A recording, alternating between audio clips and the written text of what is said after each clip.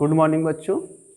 आज का सेशन आपका चैप्टर नंबर फर्स्ट का दूसरा क्वेश्चन यहाँ पे हम सॉल्व कराने जा रहे हैं, तो आप लोग ध्यान से देखिएगा इस क्वेश्चन को। यहाँ पे आपका क्वेश्चन इस प्रकार है, दर्शाइए कि कोई भी धनात्मक विषम पूर्णांक 6q+1 या 6q+3 या 6q+5 के रूप का होता है, जहाँ q कोई पूर्णांक है, मतलब q आपका कोई इंटीजर है। ठीक है, तो इसमें आपको मानना होगा, माना a कोई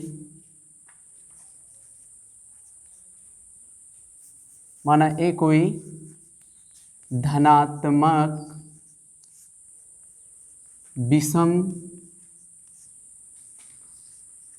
विषम पूर्णांक है।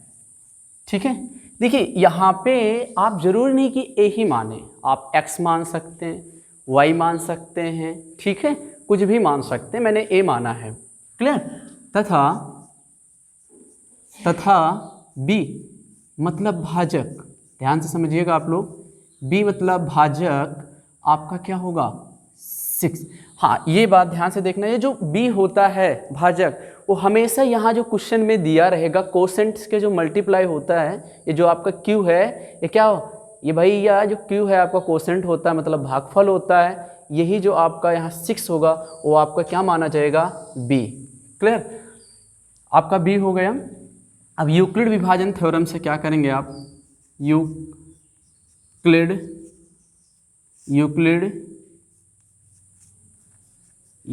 विभाजन प्रमेय से, ठीक है, ध्यान समझना। ये क्या बनेगा प्रमेय से, तो क्या होती प्रमेय, तो आप लिखेंगे a बराबर 6q+1। ठीक, अब ये बात ध्यान से समझना, ये कहाँ से बना है। ठीक है, यूक्लिड विभाजन होता क्या है, भाज्य बराबर भाजक गुणे भागफल प्लस शेषफल। ठीक है, ये तुम्हारा हो गया। अब आपको ये पता है कि आपने भाजक आपके पास क्या है b, ठीक है, a कोई धनात्मक विषम पूर्णांक है, ये जो हम मानते हैं कि आपका a क्या हो जाएगा भाज्य, और b तुम्हारा पता ही है 6 है, b क्या है 6 भाजक, तो ये तुम्हारा होता है क्या, ये होता है तुम्हारा भाजक, ध्यान समझिएगा बेटा।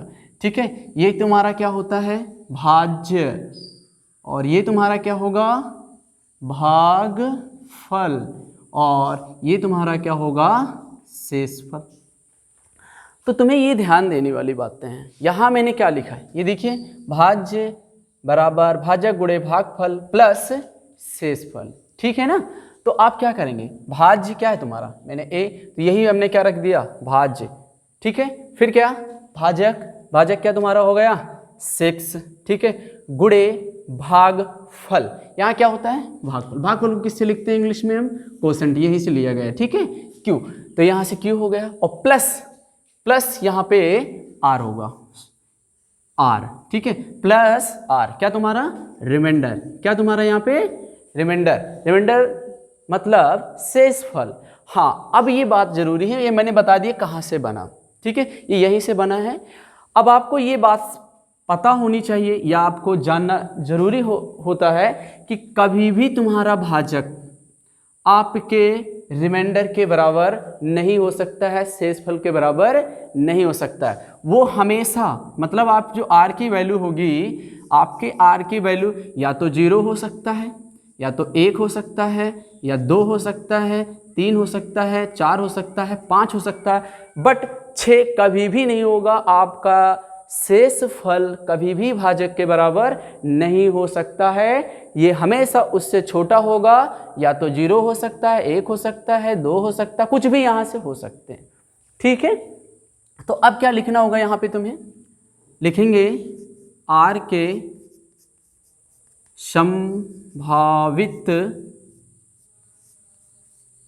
संभावित मान होंगे, आर के संभावित मान क्या क्या होंगे, मैंने अभी बताया आपको। 0 हो सकता है, 1 हो सकता है, 2 हो सकता है, 3 हो सकता है, 4 हो सकता है, 5 हो सकता है। ठीक है, अब हम इन मानों को 0, 1, 2, 3, 4, 5 हम इनको कहाँ पे रखेंगे, हम इनको यहाँ पे रख देंगे a बराबर 6q प्लस r। यहाँ पे ए बारी बारी करके हम r की जगह 0 रखेंगे, फिर 1 रखेंगे। तो चलो रखते हैं यहाँ पे। तो हमें a बराबर क्या मिलेगा 6q, क्योंकि r का मान 0 हो गया तो बचेगा तुम्हारा 6q। फिर तुम्हारा क्या हो जाएगा 6q प्लस 1। फिर तुम्हारा a बराबर क्या हो जाएगा 6q प्लस 2। फिर इसी तरह आपका 6q प्लस 3। मैं सिर्फ यहाँ क्या कर रहा हूँ, मैं यहाँ पे r की जगह इन मानों को पुट कर रहा हूँ, रख रहा हूँ। ठीक है, तो ये हमें मिलता जा रहा है a बराबर। फिर हम रख देंगे 6q प्लस 4। फिर यहाँ पे क्या हो जाएगा तुम्हारा 6q प्लस 5। ठीक है ना। यहाँ पे मैंने क्या कर रखा है, इन r के वैल्यू को मैं बार बार बता रहा हूँ ताकि आपको समझ आ जाए। यहाँ पे मैं r के वैल्यू को यहाँ पे r की जगह जो आपके r के मान 0, 1, 2 हैं इनको मैंने रखा और ऐसा मिल गया। अब आपको यहाँ पे ध्यान देना होगा। ठीक है, यहाँ पे मैं 2 कॉमन ले लूँ, 2 कॉमन हो जाएगा तुम्हारा, तो क्या बचेगा 3q। ठीक है, यहाँ पे कॉमन हो रहा है 2, नहीं, इसे ऐसे रहने देते हैं। यहाँ पे 2 कॉमन हो रहा है, हाँ हो रहा है, 2 कॉमन लीजिए तो क्या हो जाएगा तुम्हारा 3q प्लस 1। फिर यहाँ पे कॉमन 2 हो रहा है, नहीं, यहाँ पे हो रहा है 2 कॉमन, 2 ले लीजिए कॉमन। ठीक है, तो 3q प्लस 2। ठीक है, यहाँ पे कॉमन हो रहा है, नहीं। अब आपको एक बेसिक चीज़ पता होनी चाहिए, छोटी सी चीज़ आपको ये पता होनी चाहिए बेटा कि ये सम और विषम का कंसेप्ट होता क्या है। ठीक है, तो आप ध्यान से समझिएगा। अगर मैं 2 गुणे 12 लिख दूं, ठीक है, और मेरे को बताओ बेटा क्या ये सम है, तो आप कहोगे सर 2 से डिवाइड कर दीजिए, 2 से 2 कैंसिल हो गया, तो ये सम है। क्या है, सम पूर्णांक है। ठीक है ना बेटा। बट अगर मैं कहूँ इसी तरह, अगर आप समझ सकते हैं 24 को आप करिए डिवाइड, तो पूरी तरह से कट रहा है ना भाई, कट रहा है कि नहीं कट रहा है। तो क्या है 24 तुम्हारा सम, वो भी कैसा पूर्णांक है, धनात्मक सम पूर्णांक है। तो इससे मतलब नहीं होता, यहाँ पे क्या है इससे कोई मतलब नहीं है। ठीक है, यहाँ पे अगर हम m रख दें तो मैं कहूँ क्या ये सम पूर्णांक है। ठीक है, आप 2 से 2 कैंसिल करें, हाँ सम पूर्णांक है। और वैसे भी आप जानिएगा बेटा, थोड़ा सा बेसिक चीज़ आपको जानना जरूरी है, किसी भी सम पूर्णांक में किसी भी इंटीजर से, चाहे वो विषम इंटीजर हो, चाहे वो क्या होना चाहिए तुम्हारा सम इंटीजर हो। ठीक है, पूर्णांक मतलब, ठीक है, तो इसका गुणा हमेशा क्या आता है, सम पूर्णांक ही बनता है। क्या बनता है, सम पूर्णांक। जैसे ये देखिए यहाँ पे 2 क्या है तुम्हारा, ये सम पूर्णांक है, 3 क्या है तुम्हारा, विषम पूर्णांक है। मगर इसका प्रोडक्ट मतलब अगर हम गुणा कराएं 2, 3, 6, ठीक है, तो जो ये 6 है, 6 को अगर हम 2 से डिवाइड करते हैं तो वो पूरी तरह से डिवाइड हो रहा है। ठीक है, तो 6 क्या निकला तुम्हारा, सम पूर्णांक। तो ये कंसेप्ट है, कभी भी अगर आप किसी भी सम पूर्णांक के साथ, या बोल सकते हैं 2 के साथ किसी भी नंबर का अगर हम मल्टीप्लाई करते हैं तो जो इसका गुणनफल मिलता है वो सम ही जाके निकलता है। ठीक है, तो ये आपको जानना। अब देखिएगा यहाँ पे मैंने क्या लिखा। अब देखो बेटा, अगर हम इसे लिखते हैं, यह 2 से विभाजित, ये 2 से विभाजित है, अतः यह एक सम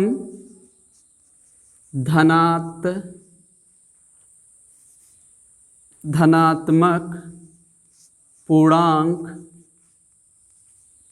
है। ठीक है, अब इसी तरह देखो, इस बात को समझना, मैंने लिख दिया कि ये 2 से विभाजित है, अतः यह एक सम धनात्मक पूर्णांक है। इसका मतलब क्या हुआ, मैंने अभी जस्ट पीछे बताया था, अगर आप इसे 2 से भाग करें तो 2 से 2 एक कैंसिल हो जाएगा। इससे मतलब नहीं आप कुछ भी हो गुणे में, ठीक है, वो भी क्या माना जाएगा, सम धनात्मक पूर्णांक। तो मैंने इसे 2 से डिवाइड कर दिया, दिखा देता हूं अगर तुम्हें जानना ही जरूरी है। तो 3q, अगर हम इसे 2 से डिवाइड करते, 2 से 2 पूरी तरह से कट रहा है, तो इसका मतलब क्या हुआ तुम्हारा, ये जो तुम्हारा 6q है कैसा है, ये एक सम धनात्मक पूर्णांक है। ठीक है, अब इसी तरह हम क्या देख रहे हैं, यहाँ भी ये भी 2 से विभाजित है कि नहीं। तो यही चीज़ बेटा मैं यहाँ पे कर रहा हूँ, यही चीज़ लिखा हुआ है कि मतलब ये भी तुम्हारा क्या है, सम धनात्मक पूर्णांक है। ठीक है, और फिर ये तुम्हारा भी, ये भी क्या है तुम्हारा, सम धनात्मक पूर्णांक है। ठीक, हाँ अब इसे देखिए आप जरा, क्या 6 + 1 2 से डिवाइड हो रहा है? नहीं, 2 से डिवाइड नहीं हो रहा है ना, तो ये कैसा पूर्णांक होगा? ये तुम्हारा धनात्मक क्या होगा? धनात्मक विषम पूर्णांक होगा। ठीक है, तो ये बात आपको क्लियर हो गई होगी। अब हम आपको यहाँ पे आपको लिखना होगा, दिखाना होगा, तो मैं यहाँ पे लिख रहा हूँ। ठीक है, अब आपको क्या लिखना होगा? लिखेंगे लेकिन तुम्हारा 6q, 6q + 2, 6q + 4 एक सम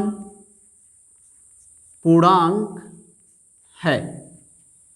लेकिन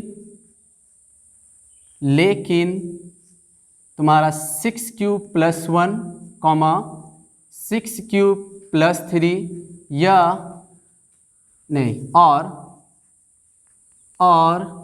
6q + 5 एक धनात्मक विषम पूर्णांक है। ठीक, ये बात आपको मैं फिर से लिख के बता रहा हूँ। वैसे आप अगर चाहते हैं तो कोई दिक्कत नहीं, यहाँ लिखना, यहाँ मैंने लिख दिया इसी बात को कि 2 से विभाजित है तो सम है, तो मैंने यही लिखा है बेटा कि 6q + 2, 6q + 4 ये आपका क्या है? सम पूर्णांक है। ठीक है, सम पूर्णांक है, लेकिन आपका 6q + 1, 6q + 3 और 6q + 5 एक विषम पूर्णांक है। क्या है? विषम पूर्णांक। अतः यहाँ से लाइन, अतः a को 6q,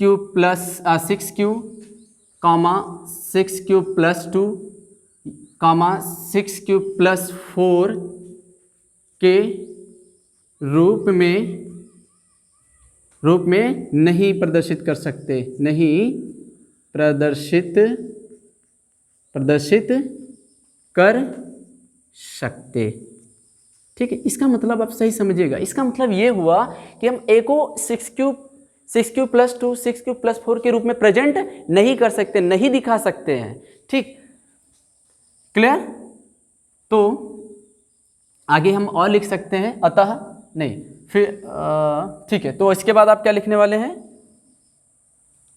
अतः a को 6q + 1, 6q + 3, 6q + 5 के रूप में प्रदर्शित